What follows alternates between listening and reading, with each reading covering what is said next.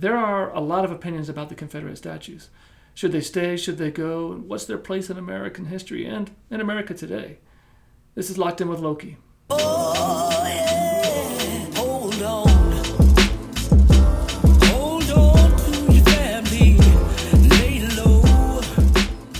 It's quite surprising that we're still dealing with a war that ended over 150 years ago.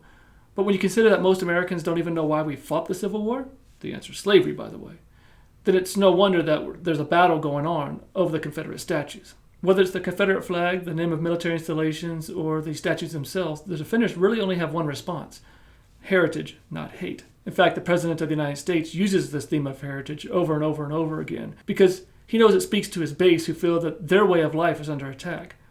Now, I don't know what that way of life is because none of them were born under slavery and most of them were never around for Jim Crow. When I hear the refrain, heritage, not hate, the one thing that comes to my mind is, yeah, it's a heritage of hate. There's nothing to honor here. No one brags about the relative who was a serial killer.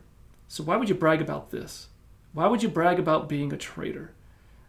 The Confederate States of America was another country. The southern states left the Union, formed their own country, and then turned around and fought against the United States of America. Why would you want to honor that? And this heritage is actually a history based on a false and racist narrative. If you think dismantling the statues is erasing history, just consider the fact that erecting the statues in the first place was about erasing history, about rewriting it.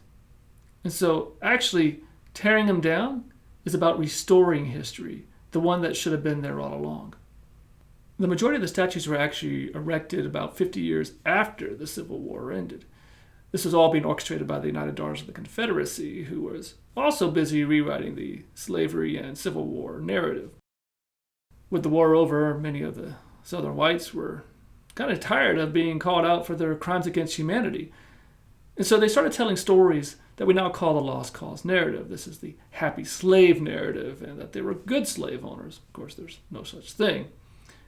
As well as the fact that the war was fought over state rights. The rewriting of the narrative, the statues, the lynchings, the Jim Crow laws, all this was designed for one purpose, and that was to maintain white supremacy.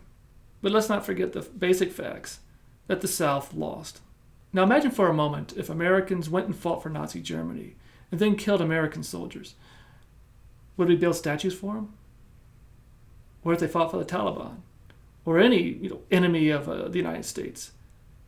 So why would we do that for Confederate soldiers?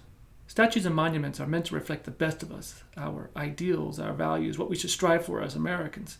Does slavery represent what we should be striving for? Do we honestly think that we should ask our African American brothers and sisters to cherish the ideals of slavery? Of course not. The main argument around keeping the statues is that if we remove them, that we would be erasing history. Of course, as we noted earlier, that is not the case.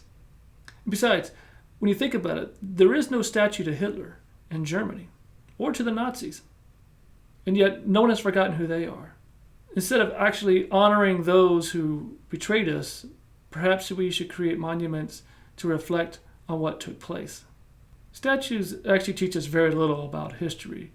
They're more vanity projects than anything else. And in the case of Confederate statues, they are meant to terrorize the black population and reestablish white supremacy. The statues need to go. They're an insult to African Americans and anyone who believes in the ideals of America. We're better than this. And trust me, when they're gone, no one's going to really care. Sure, there'll be people right now who make a big fuss about it and act like it's the end of the world, but give them a year or so, and they'll move on. This has been Locked In with Loki. Oh.